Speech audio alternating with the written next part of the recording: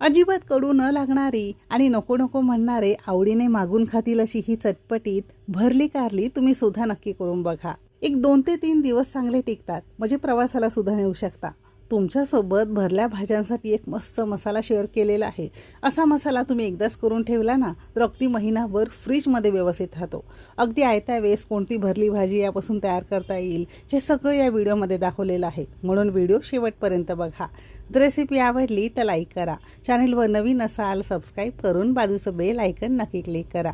चला तर मग सुरुवात करूया।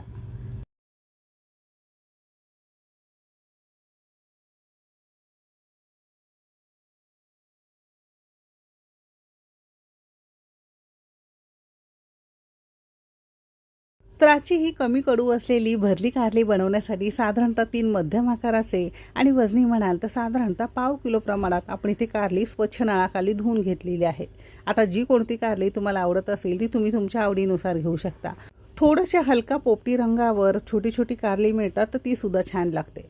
आता घरातलं सालणी असतं ना बटाट्याचं, त्याने अगदी हलक्या हलक्या हाताने जितकं वरसेवर साल निघतं तितकं आपल्याला कारल्याचं काढून घ्यायचं आहे, कारण यामुळे ना थोडाफार कडूपणा भाजीला येतो। जर हलकासा कडूपणा आवडत असेल तर असंच ठेवलं तरी सुद्धा चालू शकेल। जर देठांचा वरचा खालचा भाग काढून टाकायचा असेल तर ते सुद्धा तुम्ही करू शकता। आता भरल्या कारल्यांसाठी एक तर मोठी कारली असेल त्याचे छोटे छोटे तुकडे करून मधून चिरून घेऊ शकता, अशी ही मीडियम आकाराची कारली असेल तर मधून तुम्ही चिरून घेऊ शकता।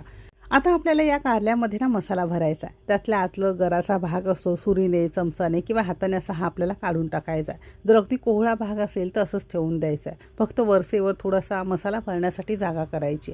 आता माझ्या या कारल्यामध्ये ना थोड्याशा निभार आणि 2 दिवसापूर्वी फ्रीजमध्ये आणून ठेवल्यामुळे कारलं थोडंसं पिकलेलं आहे, त्यातला सगळा असा भाग काढून टाकला आहे। तुमची कोळी कोळी कारली असेल ना तर अगदी वरसेवर थोडासा गर काढून टाकायचा आहे आणि सेम पद्धतीने उरलेल्या 3ही कारल्याचे आपण असे हे गर आतले काढून घेतलेले आहेत। आता दुसऱ्या बाजूला काय केलंय, गॅसवर एखाद्या टोपामध्ये व्यवस्थित कारली बुडतील इतपत यामध्ये पाणी घालून मोठ्या आचेवर छानाला उकळी आणलेली आहे।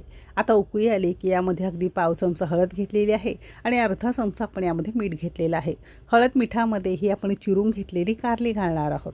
याने काय होतं माहिती आहे का, यातला जो काही कडूपणा असतो बऱ्यापैकी निघून जातो आणि कारली मऊ सुद्धा पडतात, म्हणजे तुम्ही जरी मसाला घालून भाजली ना तर ती करपण्याची शक्यता तितकीशी कमी असते। म्हणून या पद्धतीने असं हे आपल्याला करून घेणं गरजेचं आहे। जर असं करायचं नसेल तर वरण भात असा वगैरे टोप लावताना वरच्या बाजूला प्लेटमध्ये तुम्ही ही कारली अशी चिरून वाफवून घेऊ शकता, तसं सुद्धा चालू शकेल किंवा असं सुद्धा करता येईल। आता साधारणतः मोठ्याचे वरस एक 5-6 मिनिटं आपण ही कारली थोडीशी शिजवून घेतलेली आहे। हलकासा रंग बदलतो, थोडीशी नरम पडतात। आता ही व्यवस्थित नरम झाल्यामुळे शिजायला किंवा भाजायला सुद्धा फार जास्त वेळ